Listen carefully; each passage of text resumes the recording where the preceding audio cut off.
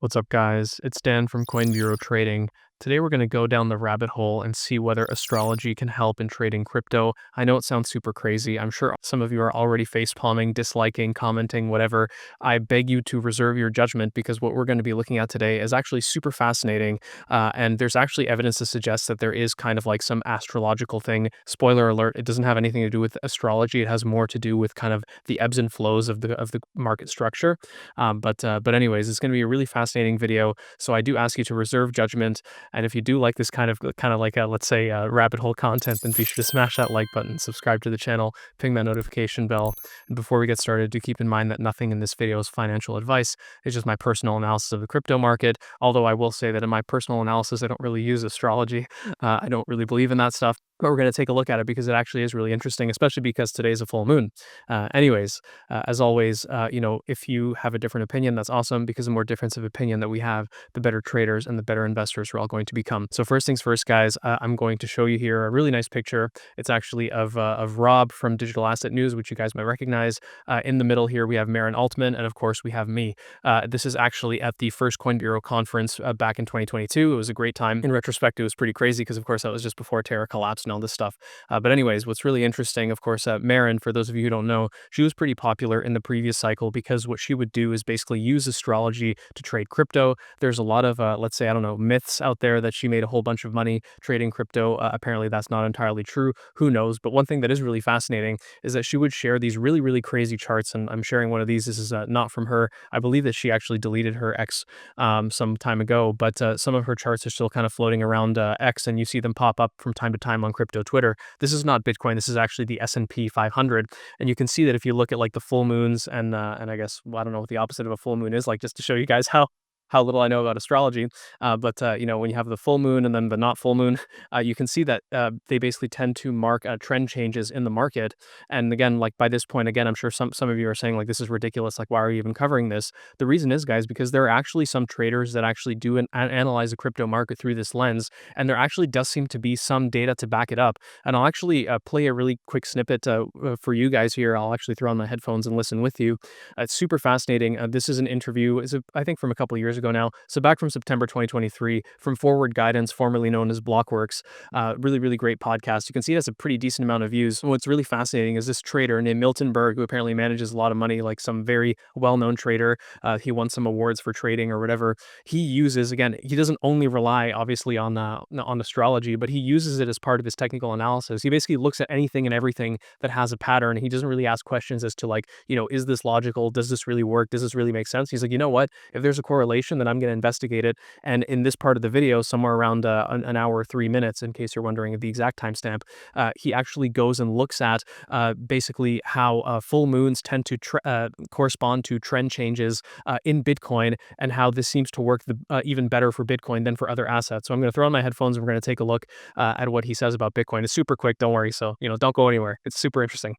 2023, that was a cycle date.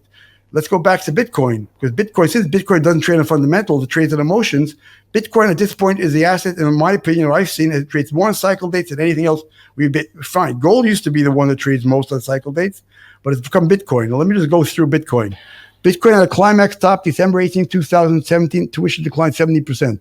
That was a cycle date. Bitcoin peaked on July 25th, 2018, declined 61%. That was a cycle date. It bottomed on June 29th, 2018, and gained 46%. That was a cycle date. December 24th, 2018, it peaked. After gaining 43%, it was a cycle date. Then it declined 21% to the next cycle date. May 2020 was a cycle date, but in that case, it was a very minor pullback. November 30th, 2020 was a cycle date, and from then it gained some hundreds of percent. I'm looking at that. Anyway, basically. But yeah, you guys get the idea. So he basically went back and he charted, Bitcoin's price action against like these basically lunar phases, and he found that actually there tend to be trend changes on these days, and we can actually see that over the last few months. And of course, before we get into that, I will point out here. So what he's looking at is specifically these quote unquote Montgomery dates. It's basically a reference to this Montgomery peak lunar phase calendar. Again, like this is stuff that I don't understand. If you do, then be sure to fill us in the comments because I honestly have no idea. This is just stuff that I've come across in my research, and I do find it very fascinating. As I mentioned, today is supposedly a one of these Montgomery dates. It's the 10th of July. It's a buck moon, whatever that means. It's a full moon. I don't know. I don't know if it happened last night or if it happens tonight. Again, like I'm not in tune with these types of things. But what I want to point out though, guys, is here. Let's just look very quickly at the last few full moons. So we have 12th of May and we have the 11th of June, and then of course now we have the 10th of July. And this is where things get super interesting because if we look at Bitcoin's chart, you'll notice that you can actually see the trend changes, at least over the last full moons. So let's take a look at this now. Again, we're just looking at Bitcoin here on the daily, and what I've basically done is I've highlighted the 10 days after the full moon happens, the last two full moons. So we have again the full moon on May 12th, and you can see that 10 days later it basically had like a parabolic rise, and then it topped, roughly 10, 11 days later, and then it started rolling over. Same idea back here in June, on the 12th of June, there was like that full moon, or 11th of June, sorry, and then you saw that drop, over the course of roughly 10 days, or I guess technically 11 days, you saw Bitcoin basically collapse. And then now we're again today on the 10th of July, which is a full moon, and what are the chances that we're going to see, either a melt up or a meltdown? I think the chances of a melt up are actually pretty high. And what's really interesting is that, this kind of 10-day window, let's say, corresponds pretty nicely to what other traders are seeing, like Bob Lucas, who I've mentioned a few times now. He believes that Bitcoin's going to hit a local top sometime around the 20th of July, and that just so happens to line up with these like kind of lunar cycles. At this stage, I think it's worth repeating that I personally don't think that this has anything to do with the moon. I think it has more to do with structural factors in the crypto market and in the markets more broadly. As a super fun fact, guys, and this is something you can fact check yourself, it's very fascinating. The first half of each month tends to be more bullish than the second half. So you can almost make the argument that, the reason why there was such a nice rally in early May or mid-May had to do with like these kind of like seasonal, or I guess structural factors in the market. And then towards the end of the month, you saw a pullback. Same thing in June, like towards the end of the month, you see a pullback. So it always seems like, like basically the first half of the month going into the middle of the month, but then like that final week of the month tends to be bearish. And again, this is something you can check statistically. The very beginning of the month is bullish. Very beginning the very end of each month tends to be bearish. It's actually it's an actual statistical phenomenon that you can actually see. And to my understanding, and this is actually something I haven't fact checked, it's something I just heard in one of the macro podcasts, is that that would beg the question is like, okay, like how could we know that this melt up here? Let's just assume that, these moon cycles are correct or whatever. How do we know that this next moon phase is going to be a melt up and not a meltdown? And again, like I don't really think it has anything to do with the moon. I think it has more to do with these structural seasonal factors, the start of a quarter, the end of a quarter, whatever. The reason why, at least in my opinion, again, based on what I've heard in macro podcasts, the reason why June was so kind of bearish for Bitcoin was because the end of a quarter tends to be more bearish because you have people kind of like taking profits because they want to show their clients like, hey, I was holding this position, I took profit and you made money, right? So they make adjustments at the end and at the beginning of each quarter, which you can make the argument that this is part of why that Bitcoin kind of collapsed going into the end of June, not only because the end of each month tends to be more bearish, but because the end of a quarter in general tends to be more bearish. But of course, we did see kind of like a bounce up towards the end of June. So, maybe that's a little bit debatable. But the point being is that there tends to be lots of volatility at the end of basically at the end of a quarter, which was in June. So that could explain why like this price action, let's say, was a little bit more to the downside rather than to the upside, even though there was a pretty swift recovery after that. Anyways, yeah, it's super fascinating, guys. And feel free to check it out on your own time.